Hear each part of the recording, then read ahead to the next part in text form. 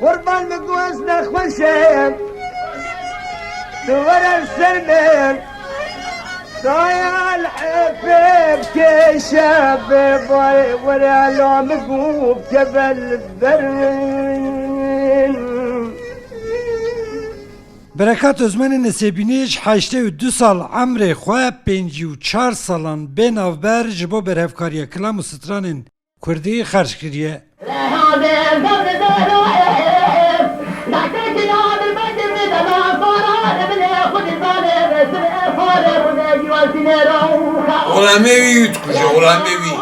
Karê wî yê asiyên leziyariya wahîsaziyê ye.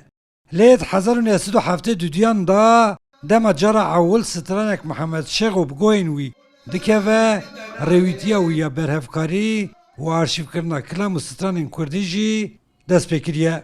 Kur'apekî me radya elektrîk gunda nebû, radyo kirîbû, anot û qatot pîl jî îcad nebûbûn. Anot û qatot şolî ew radyo. Hinganê radya Êrîvanê û ya îzgeya Bexdayê Melêd Hisan. 1972 qesetke Mihemed Şêxo ji Sûrî ji me re hat êdî ji wê de mêzan gelekî xweş dibêje ya gelekî xweş dibêje êdî min qeset dane havdû. Ê pêşî Mihemed Şêxo min dane havdû. Dora min got ê Mihemed Arif jî bidime ê Mihemed Arif jî min dane havdû. Dora ê her kesî min dane havdû. Ev haqqa qaset 119 CD Mijistanê 119 hewlêrê vê neqlê manîne. Meraka berekat özmen ya müzika Kurdî wî bi ser rê û dirban xistiye û ji bo hevnasîna dengê dengbêj û stranbêjên Kurd ew bajêr bi bajêr û welat bi welat geriye ku arşîva xwe dewlemend bike. Armanca mı çubuk goyun da ne bin afistan besa. Ni gelek ma masraf kiriya. Bir su hac cara çuma Suri Irak bir su hac cara yani toplam. Çuma Suri u çuma Iraki. Her cergi go çuma çum 5-6 kaseti 100 kaseti berin ha kaset bun. Zanin ha bece buna CD buna dijital buna azwad dim havduti bina hasabe ve bi hasabın ev nazani herkes haya hama herkes haya. Gelekin. Se hard disk ve bilgisayarım se hard disk. Her yeki 1 terabayt se 1000 gigabayt.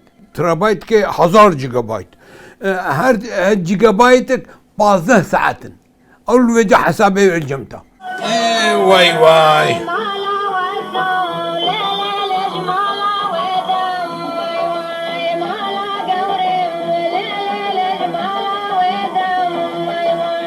Nihat arşîva apê berekat da bi sedan dengbêj û stranbêjên Kurd bi 10,000 kilam û stranên xwe dibin sîwanek dijîtal da veşartîne. Her kê bixwazin dikarin ji arşîva wî sûd bigirin ji bo akademiyê û ji bo lêkolîna serhûnera Kurdî arşîva wî bikarbînin. Vakti gom ev iştkir hanıma mı diyor ya bas arkadaş malam tekriye çöplük tekriye diyor tabana diyor çöplük tekriye çöplük go tümeri go zahmuk şibake raviş go baviş vakti go tümerim baviş ولد قلت رحمتي شو ادي ازمه الزوكيج في عيشه الصين مزوك حاري يعني عمري مش قد دريشتكي بلكي موزيك قيده وميده وحارقه لا لا يا ربنا يدبي خوكان Berekat özmen dibêje. Heta roja mirin yazê kilam û stranên Kurdî wiha kom bikim û li arşîva xwe ya dijîtal zêde bikim.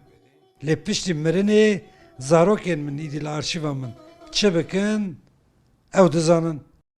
Abdulselam Akinci Rûdaw. Amet.